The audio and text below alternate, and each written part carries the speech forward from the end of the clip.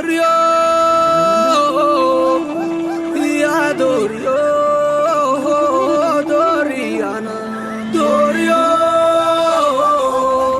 ya Dorio, Doriana. Alange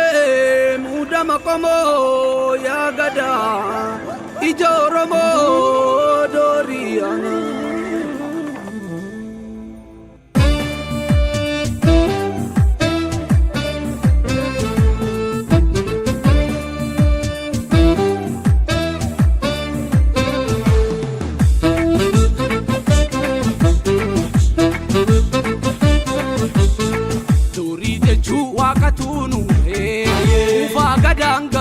Nutinane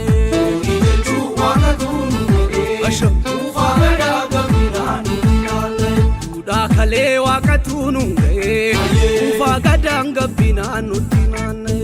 Ijechu wakatunu Asho Ufagada gabina nutinane Alala sita wakatunu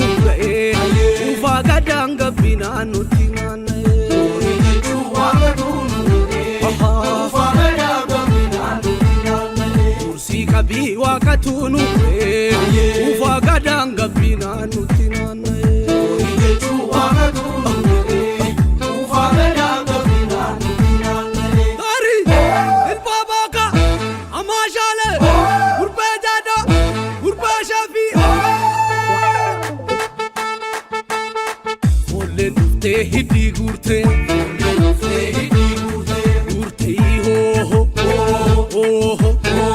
Ragadalelo dirsa sigaba gufte kana sagile jansa sigaba gufte abonange gada ho ho ho ho alala sante kawe ho ho ho gala la la oi daga dufetik sa chame abaloni waragara natelaltu apolo ligula ho Garmama Europa nu ona barri pagoda yotumat ku gada samoromoda Ture barri gada utubaneto gada mbulle hayicha filaneto Itintuni ilmora marartuda ango ganna sadetin dabartuda Ya gada hunde hanga bahera adunya siratu matesera Wallalchi sankabu ya manameta ajira shambaleta Wallalchi sankabu ya manameta ajira shambaleta Ajira shambaleta Ajira shambaleta Ajira shambaleta Ajira shambaleta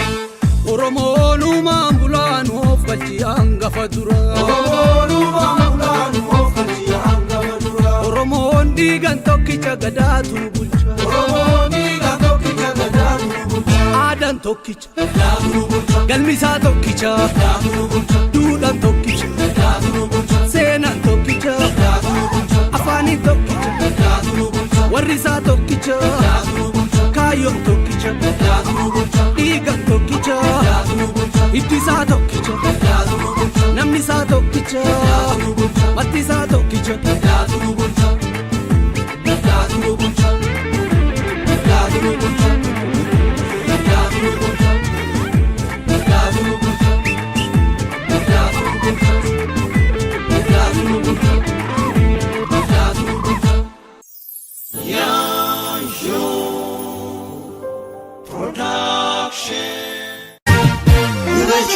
Yato gori wa muru ijolle mata guduru